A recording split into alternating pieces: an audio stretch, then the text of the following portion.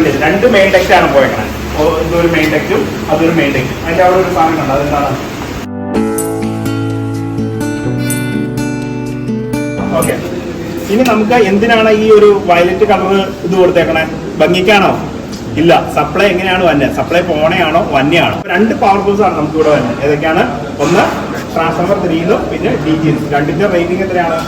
4000 ampere തന്നെയാണ് air circuit breaker വെച്ചത്. That means നമ്മളിതിപ്പോ വെറുതെ ഓഫ് ചെയ്ത് വെച്ച് കഴിഞ്ഞാൽ മെയിൻ്റെനൻസ് ചെയ്യുകയാണെന്ന് വിചാരിക്കാം. ബ്രേക്കർ ഇപ്പോൾ ഓഫാണ്, പക്ഷെ ഇവിടെ അപ്പം മെയിൻ്റെനൻസോ വർക്കോ നടക്കുമായിരിക്കും. അപ്പൊ ആരും പോയി തിരിക്കാതിരിക്കാം. ഇനി DGയുടെ സപ്ലൈ ഇവിടെ നിന്നാണ് വരുന്നത്. DG കൺട്രോൾ പാനലിൽ നിന്നാണ് വരുന്നത്. അപ്പൊ DG കൺട്രോൾ പാനൽ ജനറേറ്റർ അപ്പുറം ഉണ്ട്, അവിടെ നമുക്ക് പോവാം.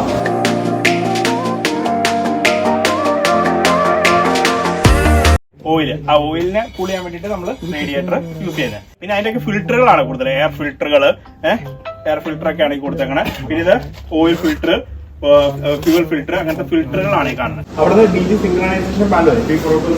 ഇത് DG സിംഗ്രണൈസേഷൻ റിലേ ആണ്. ഓട്ടോ സിംഗ്രണൈസേഷൻ റിലേ 3000 kVA തന്നെ DG ആണ്. വിത്ത് AMF ഓട്ടോമൈൻ ഫീഡർ, വിത്ത് ഓട്ടോ സിംഗ്രണൈസിംഗ്, ഇത് എല്ലാം ഓട്ടോമാറ്റിക്കായിട്ട് നടക്കുന്നത്. ഓട്ടോ സിംഗ്രണൈസിംഗ് റിലേ ആണ് ഈ കാണുന്നത്. ഓക്കെ, അപ്പൊ അവിടെ നിന്നാണ് DG സപ്ലൈ വരുന്നത്. എന്നിട്ട് ഇതിന്റെ ഔട്ട് ഗോയിങ് ആണ് ഇങ്ങോട്ടേക്ക് വരുന്നത്.